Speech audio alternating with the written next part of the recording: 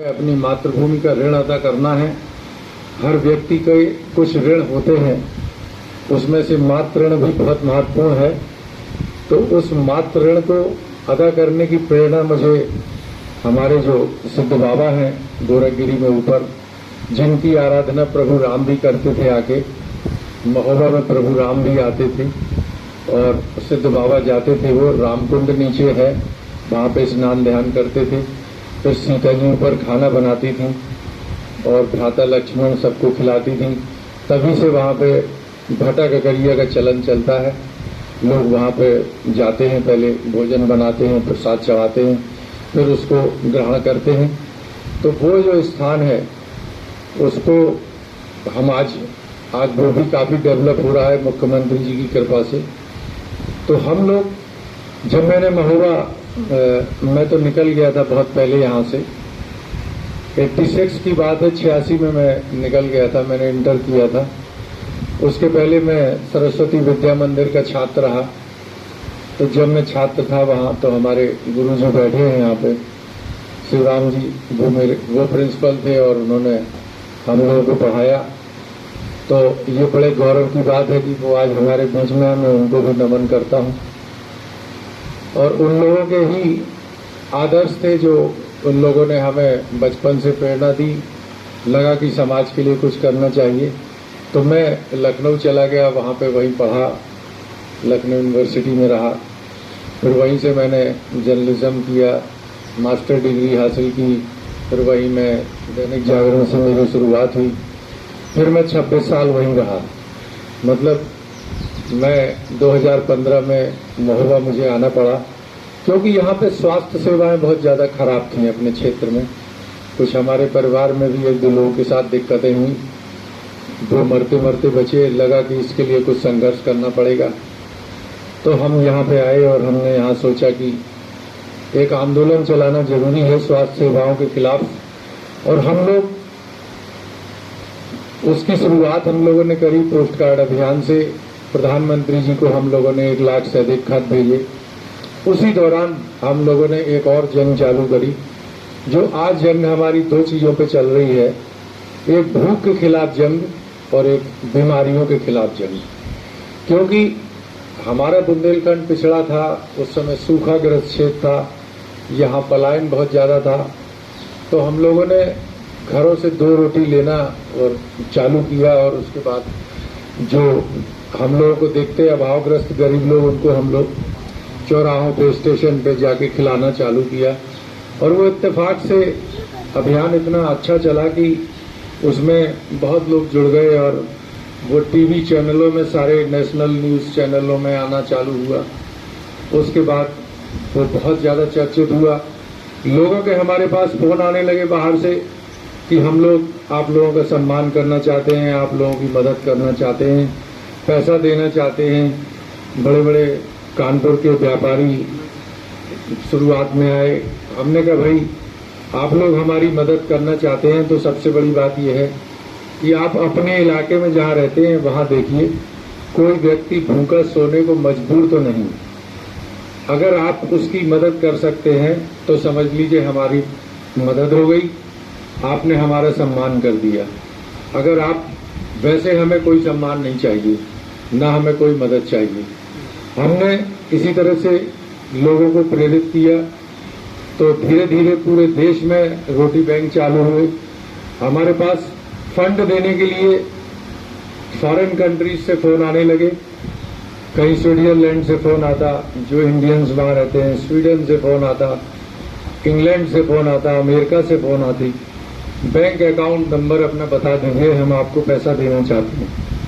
क्योंकि हमारे कई वीडियो दिए थे, वो बहुत वायरल हुए। एक इंडिया टुडे वालों ने पहले वीडियो बनाया था, वो बहुत वायरल हुआ।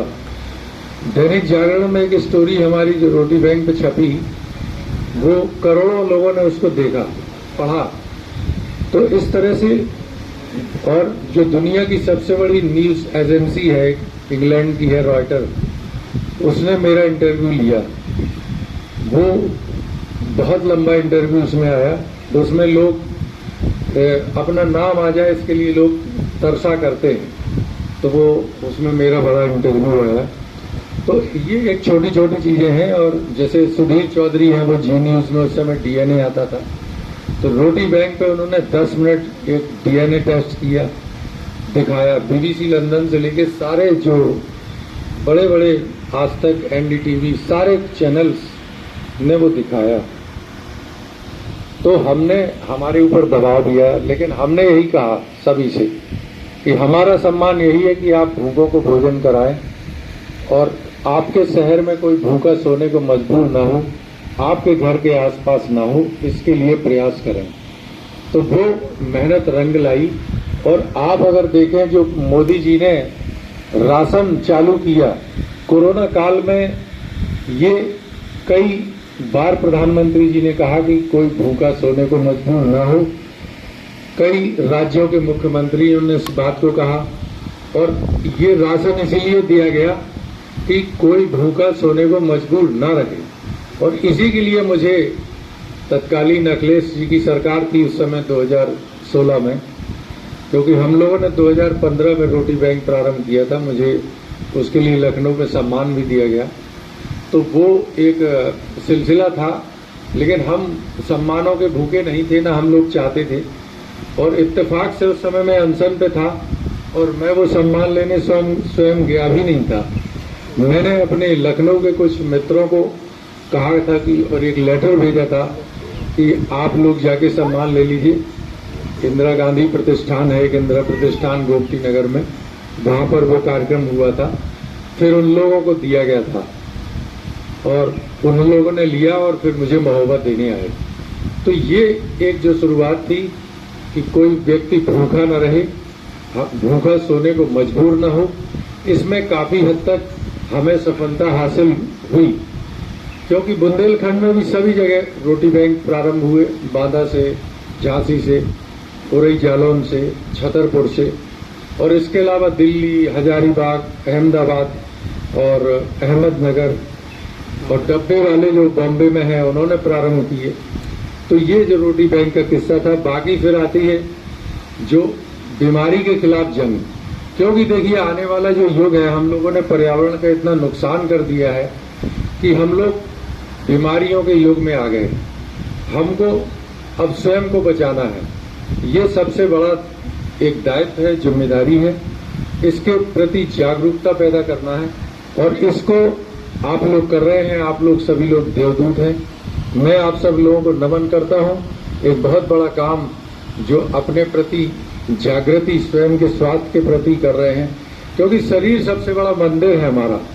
अगर हमने इस मंदिर को समझ लिया, इसकी पूजा कर ली, तो समझ लीजिए सारे देवी देवताओं को हम लोगों ने प्रसन्न कर लिया। उसी तरह जिस तरह से गणेश जी की आराधना सबसे पहले की जाती है, क्योंकि जो शिव जी ने कहा उनसे, पार्वती जी जब बैठे थे कि भाई आप ब्रह्मांड की परिक्रमा करिए उनसे, और कार्तिकेय जी से, कार्तिकेय जी चले गए ब्रह्मांड की परिक्रमा करने और गणेश जी ने उन्हीं की परिक्रमा करके वहीं बैठ गए। तो उन्होंने कहा भाई आप कराए, उन्होंने कहा हमने कर ली। हमारे लिए तो ब्रह्मांड, सारी दुनिया हमारे माँ बाप भी है और हमारी परिक्रमा हो गई। तो इस बात से शिव जी इतने प्रसन्न हुए, उन्होंने कहा कि आज के बाद जब भी कोई पूजा होगी तो सबसे पहले गणेश जी की होगी। तो हम लोग बाहर चीजों को खोज रहे हैं, बाहर भटक रहे हैं, लेकिन सब चीजें ईश्वर ने हमको हमारे अंदर ही दे दी है, हमारे आसपास दे दी है। जिस दिन हम लोग इस चीज को समझ जाएंगे, देखने लगेंगे, समझ लीजिए हमारा बुंदेलखंड जो है ना, वो वापस अपना गौरव हासिल कर लेगा, जिसकी तलाश है। बुंदेलखंड की लड़ाई जो हम लड़ रहे हैं वो इसीलिए लड़ रहे हैं क्योंकि हमारा बुंदेलखंड तो बहुत गौरवशाली था। कितने महान महान विभूतियां यहाँ हुई। रामचंद्र जी का क्षेत्र है। वनवास के दौरान 14 साल उनको वनवास हुआ, वो कहीं जाना थोड़ी चाहते थे। वो तो तमसा नदी को पार करके यही चित्रकूट क्षेत्र अपने बुंदेलखंड में ही रहना चाहते थे, क्योंकि अवध क्षेत्र के बाद बुंदेलखंड था और वो यही रह रहे थे। 11.5 वर्ष तो उन्होंने अपने बुंदेलखंड में ही गुजारे। और लेकिन ऋषि मुनियों के आग्रह पर कि और राक्षसों से वो परेशान हैं, बड़ी दिक्कत है, उनको लगा कि ये हमारी मदद कर सकते हैं, वो यहाँ से गए। लेकिन हमारा बुंदेलखंड तो वाकई देवभूमि है, क्योंकि रामचंद्र जी जब यहाँ से गए तभी उन पर विपदाएं प्रारंभ हुई। ये कहा जाता है कि रामचंद्र जी अगर बुंदेलखंड से न जाते तो संकट में न फंसते और ये विपदाएं ना आती उनके ऊपर। तो ये देवभूमि है, यहाँ तो कण कण में प्रभु विराजमान है। और कितने स्थल हैं, चित्रकूट हो, चाहे ओरछा हो, चाहे हमारा महोबा हो, चाहे देखिए यहाँ क्या नहीं होता, सब कुछ होता। हमारे जो बालू है, हमारे जो छोटे छोटे पत्थर हैं, पहाड़ों की जो चट्टानें हैं, वो हीरे जवाहरात हैं हमारे। और उनकी कीमत बाहर के लोगों ने समझ ली है। बड़े बड़े इंडस्ट्रियलिस्ट यहाँ पे लगे हुए हैं, बड़ी बड़ी मशीनें लेके खनन करने में लगे हुए हैं। हमारे हीरे जवाहरात सब लूट के लिए जा रहे हैं। हमारे बुंदेलखंड को खनन हब बनाने की तैयारी चल रही है। लोग सोच रहे हैं कि यहाँ के हीरे जवाहरात लूट के ले जाओ। तो अब ये कैसे रोके? हम ये चाहते हैं, केवल हमारी एक ही अवधारणा है कि हमारा बुंदेलखंड खनन हब ना बनने पाए। इसको हम एक पर्यटन तीर्थ के तौर पे बनाना चाहते हैं। बुंदेलखंड एक बहुत बड़ा पर्यटन तीर्थ है।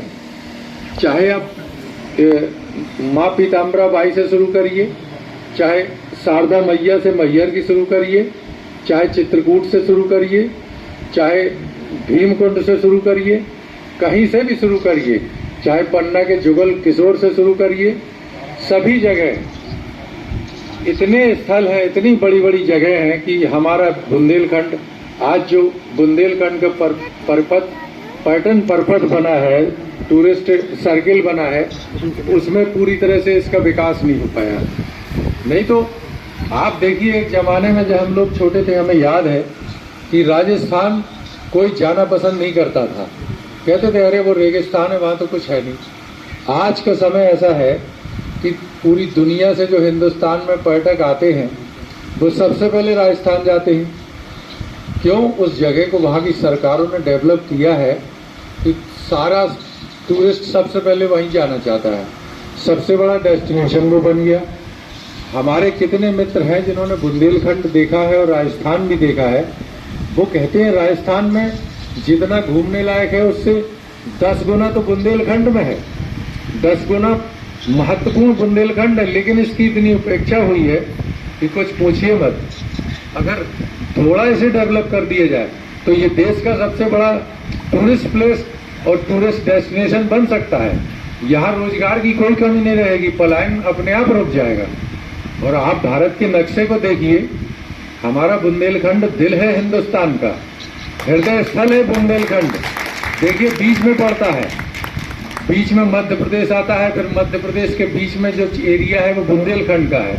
तो दिल बीमार है भारत का, और जब तक ये बीमार रहेगा, दिल बीमार रहेगा, तो हमारा भारत कैसे जगत गुरु बन पाएगा। हम अपने हिंदुस्तान को दुनिया में सिरमौर बनाना चाहते हैं, और वो बगैर बुंदेलखंड के विकास के संभव नहीं है।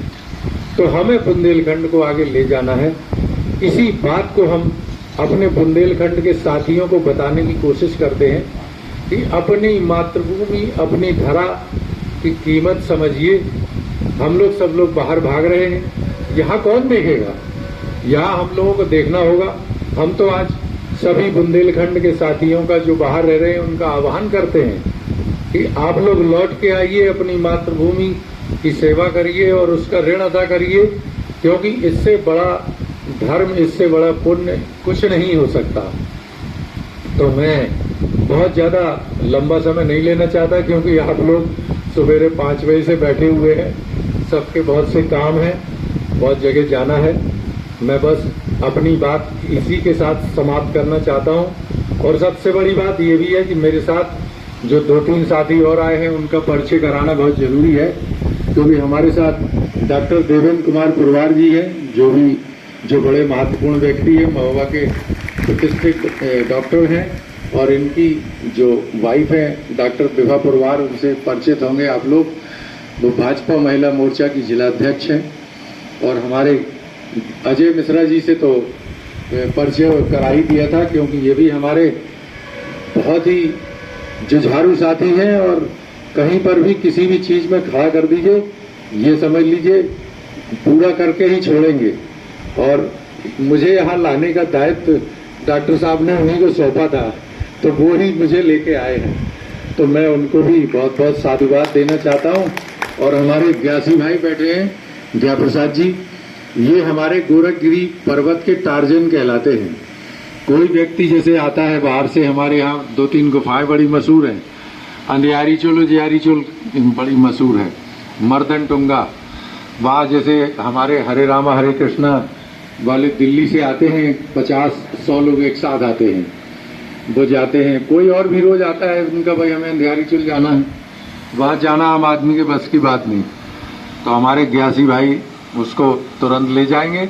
इनसे कहते हैं 5 मिनट में ऊपर चले जाएंगे। 1 किलोमीटर करीब जाना पड़ता है, करीब 500 फीट या 500 मीटर ऊपर जाना होगा कम से कम, और उसमें जाना बहुत जोखिम का काम है। ये 5 मिनट के अंदर ऊपर पहुंच जाएंगे, 5 मिनट में नीचे। समझ लीजिए इतनी क्षमता किसके अंदर होगी। तो हमारे जया प्रसाद ग्यासी भाई हैं, वो भी आए हैं, हमने उनसे कहा आज चलना है। तो आज हम लोग गोरखगिरी नहीं गए, हमने वहाँ की जिम्मेदारी और लोगों को दे दी है। तो अपने यहाँ ये देखिए, मैं अपने खरेला संगी ऋषि आश्रम है, कितनी महत्वपूर्ण जगह है, उसके बारे में बहुत कम लोग जानते थे। मैं एक बार आया था, मैंने वहाँ का वीडियो बनाया, क्योंकि मुझे पता चला श्रृंगी ऋषि आश्रम। श्रृंगी ऋषि कौन थे ये लोग जानते हैं, हम लोग जानते हैं, बहुत से लोग नहीं जानते कि श्रृंगी ऋषि वो ऋषि थे जिन्होंने राजा दशरथ से के जो पुत्र प्राप्त करने के लिए उनसे यज्ञ करवाया गया था। और जो रामचंद्र जी की एक बहन थी बड़ी, जिनका नाम शांता था, राजा दशरथ की पहली पुत्री, वो इन्हीं को ब्याही थी। ये जो है राजा दशरथ के दामाद भी थे। और ये इतने महत्वपूर्ण शख्सियत, उनके नाम से एक आश्रम हमारे यहाँ है, पर उसके बारे में लोग नहीं जानते हैं। तो ये सब चीजें बहुत विभूतियां, बहुत इम्पोर्टेंट जगह है, बहुत बड़ी बड़ी चीजें हैं। यहाँ कौन नहीं रहा, तुलसीदास जी अपने यहाँ थे, महर्षि वेद व्यास अपने यहाँ रहे, कि रामायण भी यहाँ से लिखी गई, और जो है महाभारत भी की शुरुआत भी यहीं से हुई। यहाँ पे रानी लक्ष्मीबाई को दुनिया में कौन नहीं जानता। ऐसी बहुत सी चीजें हैं। जो हीरा यहाँ पैदा होता है, देखिए बक्सवाहा जंगल नया निकल आया, जहाँ पे पन्ना से 10 गुना ज्यादा हीरा पैदा होता था। उस जंगल को बचाने के लिए हम लोगों ने बीच में लड़ाई लड़ी, क्योंकि उसका ठेका हो गया था, जंगल काटना था, क्योंकि वहाँ हीरे की खदानें निकल आई हैं। तो फिर हाई कोर्ट ने उसमें रोक लगाई, तो वो फिलहाल बच गया। लेकिन हमने ये कहा कि हमारे जो पेड़ लगे हुए हैं, जिनको काटने की बात की जा रही है, ये तो हीरे जवाहरात असली यही है, हमें इनको बचाना है। क्योंकि पेड़ तो जो है हमारे यहाँ वेदों में कहा गया है, मत्स्य पुराण में कहा गया है कि एक पेड़ 10 पुत्र समान होता है। क्योंकि अगर आपने एक पेड़ को लगाया है और उसको बड़ा कर दिया, तो आपने समझ लीजिए 10 पुत्रों की सेवा कर ली, 10 पुत्र पैदा कर लिए।